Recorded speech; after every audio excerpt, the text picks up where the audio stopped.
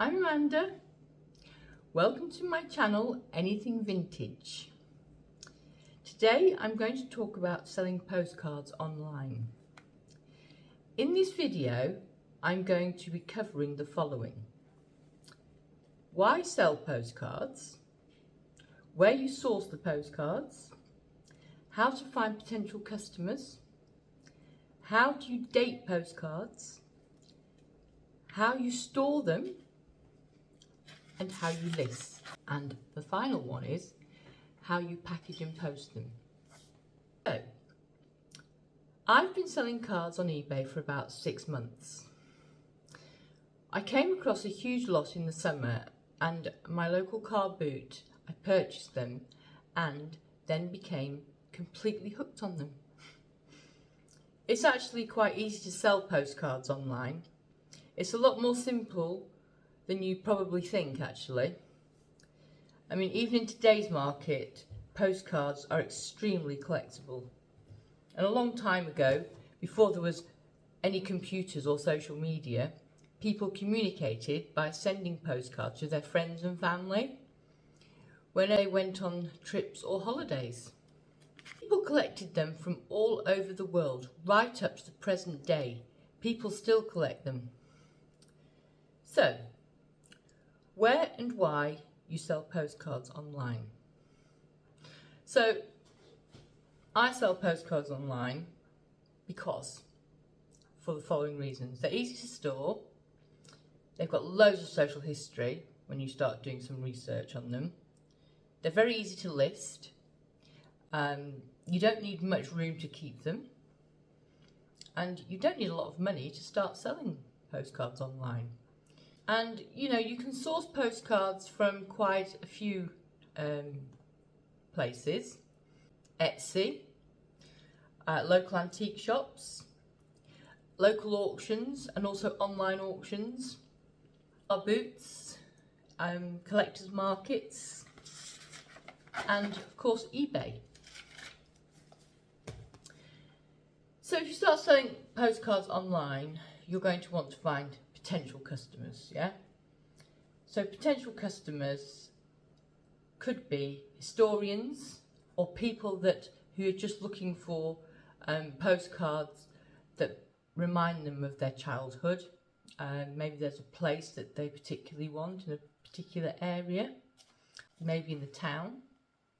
So yeah, so in towns as well as cities, there's just, people just like to look for them. Artists, they like to paint postcards.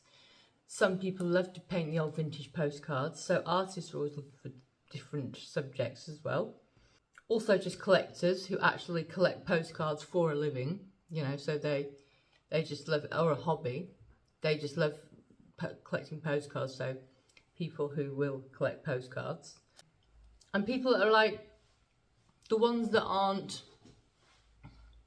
as valuable, so you get ones sort of like post 1960s, 50s, 60s, and if they're bent or creased, or even vintage ones are bent and creased and can't really be resold, they would be put into a category where people that do crafts will buy them. If they cut them up to do their junk journals or collages, or some people actually do want to frame them. So there is definitely a market out there for them. I mean, people are always buying and selling lots on eBay, like postcard lots. And the best place to source postcards that I've actually found is eBay itself, actually, because people are listing a lot of postcards. So you might be thinking now, how can I buy on eBay and make a profit? Well, the majority of people that are selling postcards are selling them in bulk, and they are not taking the time to list them. So they just don't have the time maybe to list them, individually, one by one. So they may be selling their great aunt or their grandmother's or their grandfather's collection. or they may have acquired it through a house clearance. When purchasing your first lot, regarding quantity of postcards, you should try to aim for around 500 to 1,000 postcards at a time. When I first started to purchase cards, I didn't look at the seller. That was a big learning curve for me. See if they had a shop and what they were selling. I didn't do that at the beginning. I do that now, and that's why I'm passing this tip on to you, because, you know, always check the seller. It's one definite thing. Always check the seller. See what they're selling in their shop, if they have a shop even. And if you see like a load of postcards in their shop and they're selling them individually, then it's probably a fair guarantee that the ones that they're trying to sell you in bulk are maybe the ones they just don't want, or are not valuable, or don't, you know, they just want to get rid of. And they're clearly selling postcards online on eBay. Or there's the ones that have a wide variety of items, so not just postcards, maybe just one postcard lot. You know, then they use eBay like garage sales, you know, like they just sell everything. So they're the ones you want to look out for. You know, because in those postcard lots, you're probably going to find some pretty good finds in there. I mean, I'm lucky enough to have an all year round car boot near me, and every Thursday it specialises in obviously collectibles and antiques. So I'm always guaranteed most times to see some postcards on a Thursday. You know, so you have a lot of collectors. You also have a few who are selling their collection because it is, you know, their relatives. And I've purchased a few doing it this way, and I've had some very good finds so far, as I've actually told, I think, on Instagram. And I actually did do a video about getting some cards appraised in Arundel. So these sort of collections can turn into a lot of money when you resell them individually. So when you buy postcards online with eBay, you can purchase them through auction or buy it now. I always just my preference anyway, buy them through auction, because you really do get some good deals. Set yourself a price. Don't go over this at auction, so don't overpay. There are still thousands of gems out there waiting to be snapped up. So basically, if it's going up way too much, just don't bother bidding, because there'll always be another lot. That's the way you look at it. So I'm now averaging 5 to 10p that I'm willing to invest in each postcard. So for instance, if I'm buying 100 to resell, I'll pay £10. So that's the average that I'm thinking about. So if I pick up 1,000 postcards, I'll keep my purchase price to the range of £100 basically. So I mean, I pay a lot less for a lot of them sometimes, but you know, the valuable ones or the good ones, sort of like the 1900s ones, are really, you know, quite sought after. So you know, they're the really good ones to pick up. I've definitely had some fails in this first 6 months, you know, but the majority of them, they have actually sold. So you're not going to sell every single one, but if you can sell the majority, it's definitely profitable.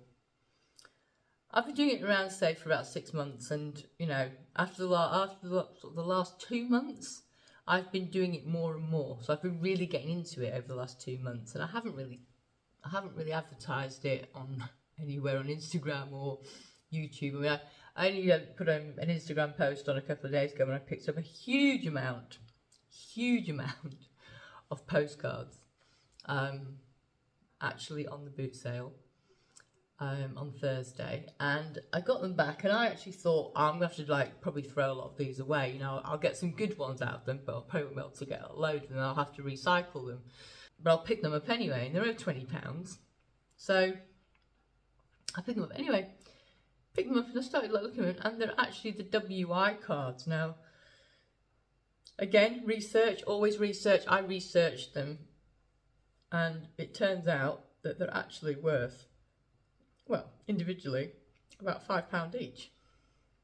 And I picked up about 10,000, near enough. So yeah, so I've got my work cut out, but I have to say I've got my work cut out. I've actually done it. I've done it in 50s. Like, I've actually done it in blocks of 50, and I counted them all. And I went through the wheat and the chaff, as they call it.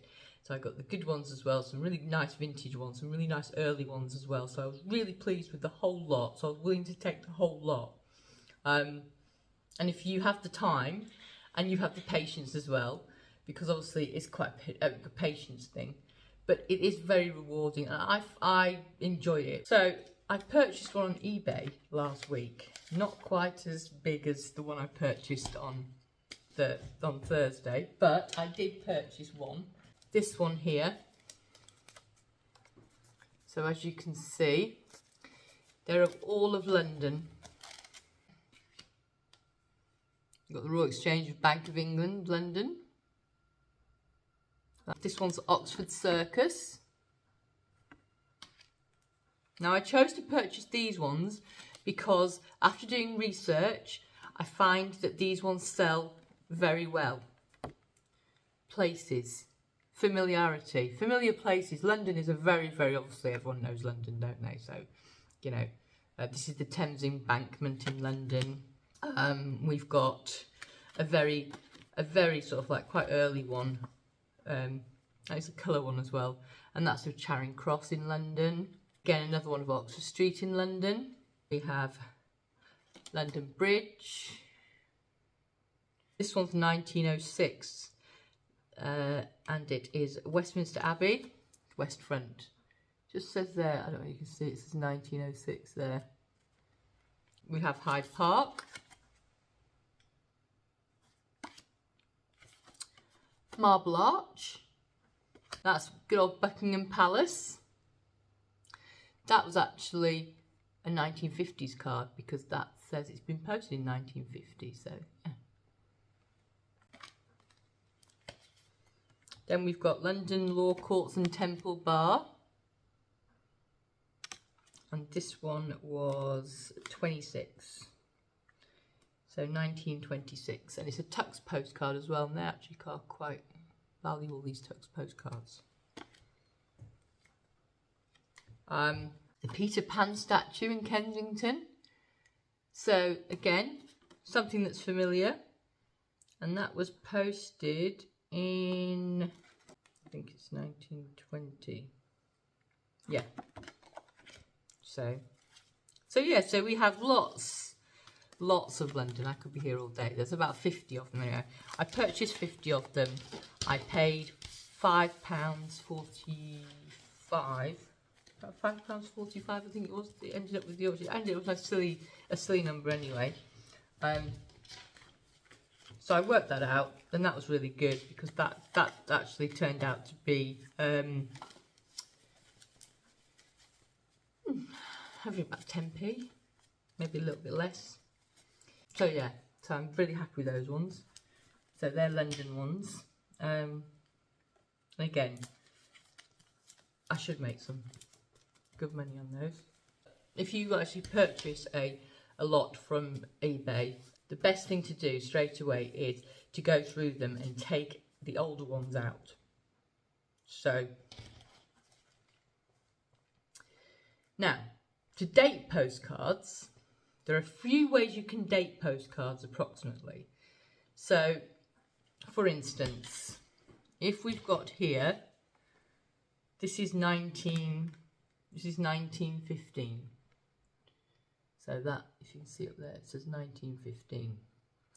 Now the reason we know it's 1915 is because A, the postmark says 1915, and also they've put the date here as well, because a lot of people put dates on, and that's also will confirm that it is the same date. So it's posted on the 3rd of November, 8:30 AM from Didsbury, and It's got the 15 on it there, but you can see that or not. I don't know if I'm showing you right or not. The 15 there, you can see it there. So yeah, so that's the way that you can date a postcard. Also the stamps. So which era? Was it a king? Was it a queen? So we've obviously got the halfpenny stamp there. So that would be George, would be the one before that.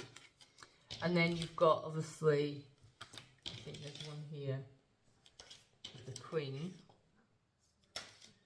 Was the Queen. Trying to find one with the Queen on. There is one with the Queen on somewhere. I have got, most of my ones are actually, believe it or not, 1900 ones. So the Queen doesn't really focus on there much. But if you just check the era, and obviously, if you are amazing to find a really old one, sort of like the 1840s, obviously if you've got Queen Victoria on it, won't it? But it's very handy when people just write the date on. Not every single person writes the date, but it just helps you a bit to kind of date the actual postcard. So at the end of this month, because I've been doing it for 6 months, I'm going to be purchasing a scanner because, you know, I think that the investment would be really good for what I want to do. So I've used my phone up to now, taking a picture of, when you go onto eBay, you take a picture of the front and the back, always. And also, you obviously, you know, it's a bit of an experiment really for me at the time about doing postcards, and I've just really enjoyed it and really loved it. So I'm looking forward to it, and I'm going to be purchasing a scanner, which means that I will be able to upload them quicker. So I'm happy to invest the money into this Epson. You can get an Epson 400 or an Epson 500. Basically, you can put like 75 to 100 an hour. You can do like upload them onto your eBay account. So it's quite quick. And yeah, they're quite. I suppose you're going to say they're quite expensive. They're not that expensive, £319, but that I think is a really good investment because I think it'll definitely make your money back quite quickly. And I'll do a future video. In a future video, I'll do a video of when my scanner arrives and I'll show you how it all works. But it is very, very good because it also does back, both sides, so front and back. And, you know, and it uploads them straight onto your computer. So, saves you time. And as you know, for me, I'm always trying to save time. And then you just upload them, enter them straight into your draft. So you carry like your drafts. And so a lot of people, and it doesn't have to be postcards, it could be anything. Title is everything, you know, on eBay. So you've got your search optimization, and that's what people look for on your title. Now you've got 80 characters on a title. So 80 characters is quite a lot.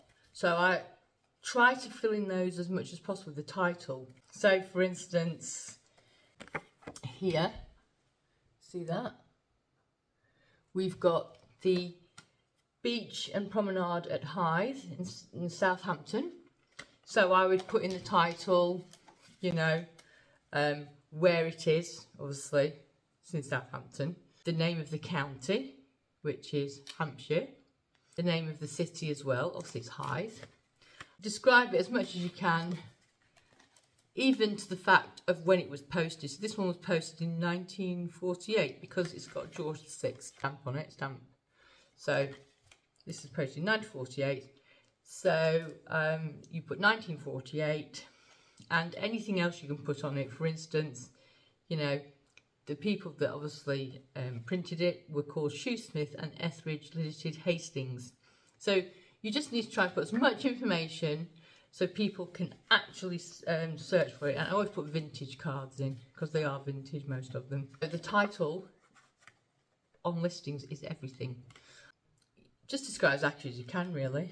And also if it's got an artist. So this one doesn't have an artist, but I do have some that have got like a little sort of scribble down there, and that's an artist, and somebody's actually done the artist, so they are painted even. I've got a couple that are painted upstairs as well, because they've got like a little artist sort of, and so yeah, beautiful.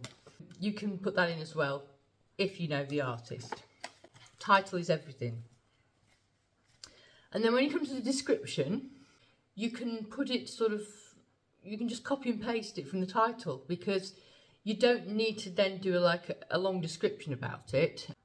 You just need to really copy it, because it is the wording, it's the key words that are search optimization for eBay.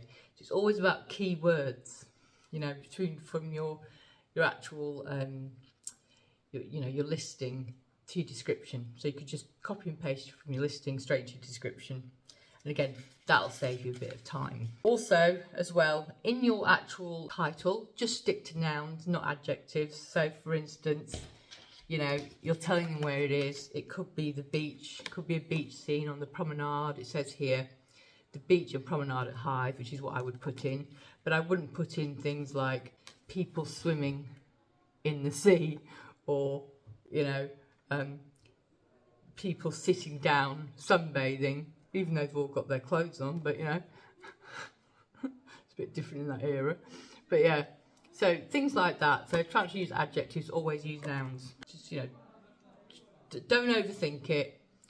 Just write what you see, which literally is on the postcard, and there's enough information on that postcard for you to be able to do a really good title. When you scan them as well, it's very detailed, so they will be able to see every crease or every defect that's on that card. So when that card uploads, people will get exactly the card.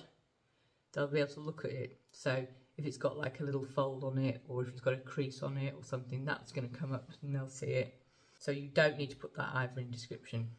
If you're doing it by phone, put a little bit on the description. I've done that for the last 6 months. I just put, you know, there's the right hand corner is slightly damaged, or whatever, you know, just quickly, so people know. Because, you know, especially with collectors as well, it's always really important that you put every detail down. Right, so I'm going to do this selling postcards online. I'm going to be doing this in 2 parts. So yeah, so it's a 2-part video. So this is the first part, and I'll show you the second part in a few days.